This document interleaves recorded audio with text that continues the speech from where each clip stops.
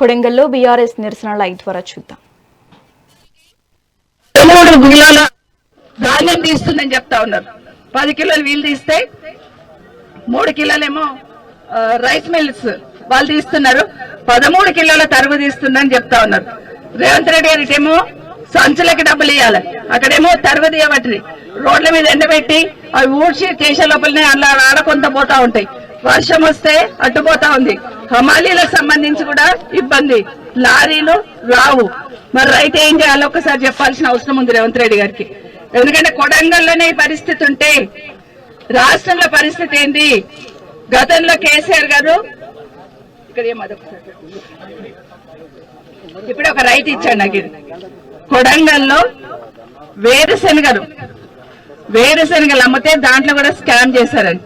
ముఖ్యమంత్రి గారి నియోజకవర్గంలోనే ఈ పరిస్థితి ఉంటే రైతుల పరిస్థితి రాష్ట్రంలో ఎట్లుందనేది ఖచ్చితంగా ఆలోచించాల్సిన అవసరం.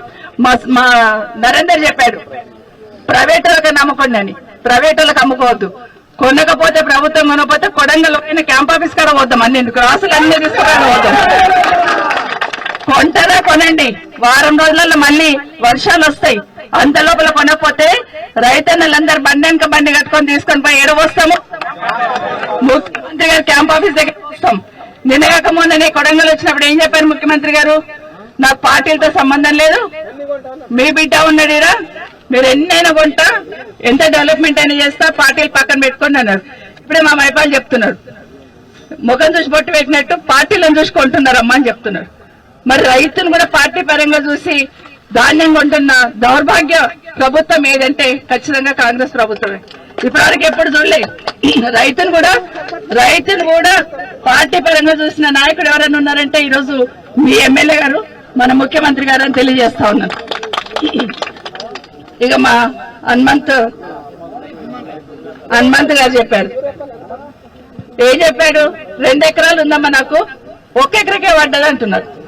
వాస్తవమే, కేటీఆర్ వచ్చి ధర్నా చేస్తే పడుతుంది, ఎంపీ ఎలక్షన్ వస్తే రైతు బంద్ చేస్తాడు, సర్పంచ్ ఎలక్షన్స్ వస్తే రైతు బంద్ చేస్తాడు, ఏమీ లేకపోతే కొడతాడు. ఇప్పటికీ రాష్ట్రంలో ఈ ముఖ్యమంత్రి గారు వచ్చినాక ఇప్పటికీ 3 సార్లు రైతు బంద్ ఎగ్గొట్టి 2 సార్లు వేసినావు, అది కూడా ఈ 2వ 1 ఎకరకే వేసినావు. మరి కేసీఆర్ గారు ఉన్నప్పుడు నేను అట్లా అనలేం కదా. ఇప్పుడు నవీన్ చెప్పినాడు,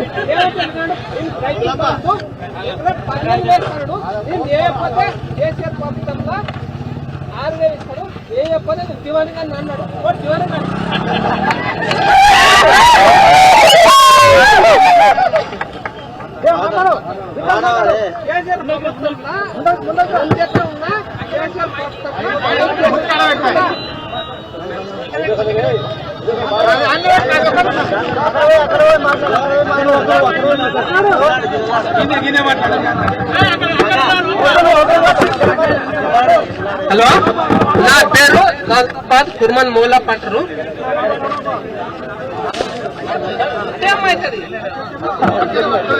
నా పేరు షాపాల్ మూలా పట్టరు, ఇంటి పేరు కుర్మూల పట్టరు.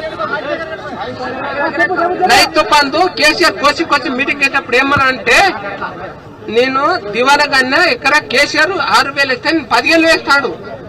కేసీఆర్ ముఖ్యమంత్రి ఉన్నప్పుడు ఎకరా 6,000 6 నెలలకు ఒకసారి మంచిగా వచ్చినాయి మాకు. ఇది రేవంత్ రెడ్డి ముఖ్యమైనప్పుడు 3 సార్లు ఒక్కసారి వస్తాయి, ఒకటిసారి వచ్చినాయి. 6,000 ఒక్కసారి వచ్చినాయి. ఇక అందరు రైతులు చెప్పేది ఇది, ముఖ్యమంత్రి రేవంత్ రెడ్డి అయిన తర్వాత ఓట్లను చూసి రైతు బంధు పడుతుంది. అదే కేసీఆర్ ఉన్నప్పుడు వర్షం చినుకులను చూసి రైతు బంధు వేసేవాడు. అక్కడ చినుకులు పడుతున్నాయంటే ఇక్కడ రైతు అకౌంట్లలో డబ్బులు పడేవి. కానీ రేవంత్ రెడ్డి వచ్చినాక ఏమైంది? ఓట్లు ఉంటేనే, ఓట్లు డబ్బులా పడితేనే నేను రైతు బంధు చేస్తాను కాడికి ఈరోజు రేవంత్ రెడ్డి వచ్చినారు. మా సోదరుడు రైతన్న చెప్పింది వాస్తవమే. కేసీఆర్ 10,000 ఇస్తున్నారు కదా, నేను వస్తే 15,000 ఇస్తాను. ఎక్కడ పోయి 15,000 కాదు కదా. కేసీఆర్ వేసిన 10,000 నీకు కూడా చేతనైతలేదు. సన్నాలకి బోనస్ అన్నాడు. ఇప్పుడు హనుమంతుని అడుగుతున్నా, పోయినసారి వడ్లమ్మిండట, మరి ఎక్కడ పోయినా బోనస్? ఇప్పటివరకు బోనస్ ఇవ్వలే. మన వికారాబాద్ లో పోయిన వర్షాకాలంలో రైతుల పంటలన్నీ మునిగిపోయినాయి. ఓన్లీ ఎక్కలేసిదిగా నష్టపరిహారం ఇస్తామని తీరా చూస్తే ఇప్పటికి 1 ఎకరకు నష్టపరిహారం రాలే. ఏ రకంగా చూసినా రైతులను ముంచుతున్నాడు రేవంత్ రెడ్డి అనేది మన అందరికీ తెలుసు. ఈ రోజు ఇక్కడ ఉన్న రైతులకు అందరికీ కూడా ప్రతి మండలంలో ఇప్పుడు ఇక్కడేమో గన్ని బ్యాగులు ఇచ్చినావు, అదే దుద్దాడలో బొమ్మరాజ్పేటలో దుద్దాలలో ఇప్పటి వరకు రైతులకి గన్ని బ్యాగులు ఇవ్వలే, లిఫ్ట్ చేయలే. కరోనా వచ్చినప్పుడు కూడా రైతులను కడుపులో పెట్టి కాపాడుకున్నారు కేసీఆర్ గారు.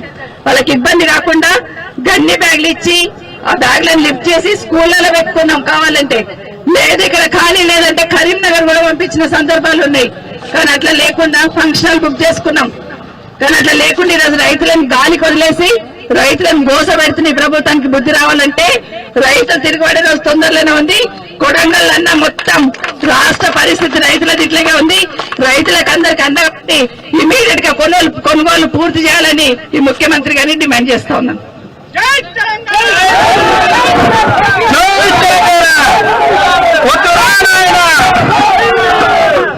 అందరూ మేడం ఒక్క చెక్